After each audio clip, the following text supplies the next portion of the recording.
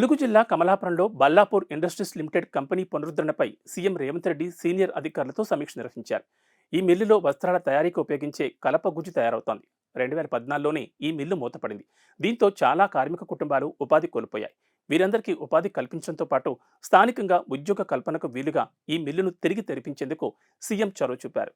National company law tribunal తీర్పు ప్రకారం ప్రస్తుతం బిల్ట్ కంపెనీ ఆస్తులు Finquest financial solutions private limited అధీనంలో ఉన్నాయి. ఆ company MD Hardik Patel, ITC paper boards division CEO Vadiraj కులకర్ణితో పాటు సంబంధిత అధికారులతో సీఎం రేవంత్ రెడ్డి సోమవారం సమావేశమయ్యారు. ఫ్యాక్టరీని పునరుద్ధరించాలని ఆలోచనను వారితో పంచుకున్నారు. ప్రభుత్వం తరపున తీసుకోవలసిన చర్యలు, సాధ్యాసాధ్యాలను చర్చించారు. పూరా లోకల్ మీకోసం మా ఛానల్ మీ జిల్లాకు, మీ మండలానికి, మీ గ్రామానికి, మీ ప్రాంతానికి, మీ వీధికి, మీ ఇంటికి, మీ వద్దకి, ఎక్కడికైనా ఎప్పుడైనా మా పూరా లోకల్ ఛానల్ వస్తుంది. మీరిచ్చే సమాచారాన్ని అందరికీ చేరువయ్యేలా చేస్తుంది. మీ గొంతుకని ప్రతి ఒక్కరికి వినిపిస్తుంది. మీకు ఎల్లప్పుడూ అందుబాటులో ఉంటుంది మా పూరా local. Your choice for local voice. పూరా లోకల్.